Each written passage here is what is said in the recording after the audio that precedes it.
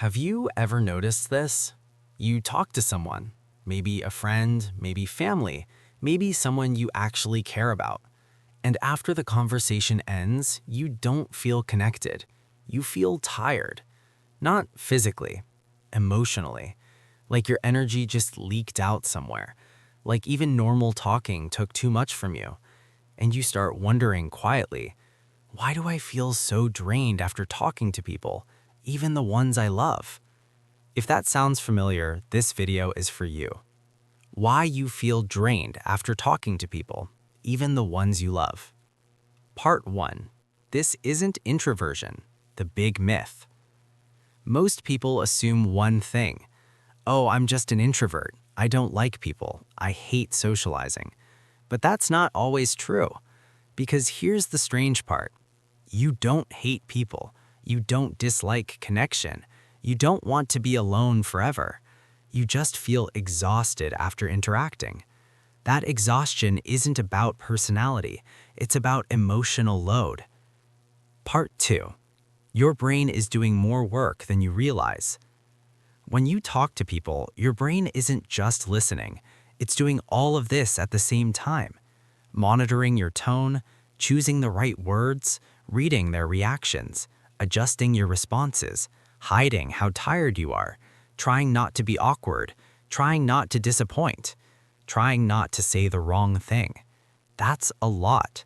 So if you already feel overwhelmed internally, conversation becomes labor, not connection, not joy, labor. Part 3.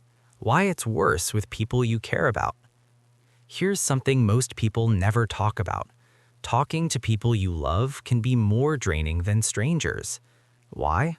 Because with people you care about, you don't want to hurt them. You don't want to seem distant. You don't want to disappoint. You don't want to explain your exhaustion. You don't want to ruin the mood. So you perform. You smile when you're tired. You respond when you want silence. You show up when you need rest. And performance burns energy fast. Part 4. Emotional overload makes connection feel heavy.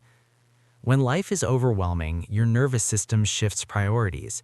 It stops asking, can I enjoy this? And starts asking, can I survive this? In that state, your brain sees conversation as noise, stimulation, demand, and effort. Even if the person is kind, even if the conversation is normal, your system is already full, so every interaction feels like too much. Part 5. You're not disconnected, you're protecting yourself. The truth is, feeling drained after talking doesn't mean you don't care. It means your brain is trying to protect what little energy you have left. Silence feels safer than explaining. Distance feels easier than pretending. Being alone feels calmer than being on. So you pull back. Not because people matter less, but because your capacity does. Part 6. Why you start avoiding people afterward. After conversations, you might notice you don't want to reply anymore. You delay messages. You cancel plans. You avoid calls. You stay quiet online. You need hours or days to recover. That's not rudeness. That's emotional recovery. Your nervous system needs time to reset. Part 7. The guilt that comes after. And then comes the guilt. You think, I should reply. I should reach out. They'll think I don't care. I'm being a bad friend. But guilt adds more exhaustion. So instead of reconnecting, you withdraw further. A loop forms. Part 8. This is why rest alone doesn't fix it. Here's something important. Resting alone helps your energy, but it doesn't fix the pattern. Because the issue isn't people, it's how much of yourself you give when you interact. If every conversation costs 100% of your energy, you'll always feel drained. Part 9. How to feel less drained. Gently. Not big changes, small shifts. 1. Stop overperforming. You don't have to be entertaining. You don't have to be cheerful. You don't have to be on. Neutral presence is allowed. 2. Shorter interactions are okay. You don't need long conversations to be meaningful. A short, honest exchange beats a long, draining one. 3. Name your state internally. Say to yourself, I'm overwhelmed, not antisocial. This is fatigue, not dislike. Naming reduces shame. 4. Choose low-pressure connection. Sit quietly with someone, walk together, listen without forcing conversation.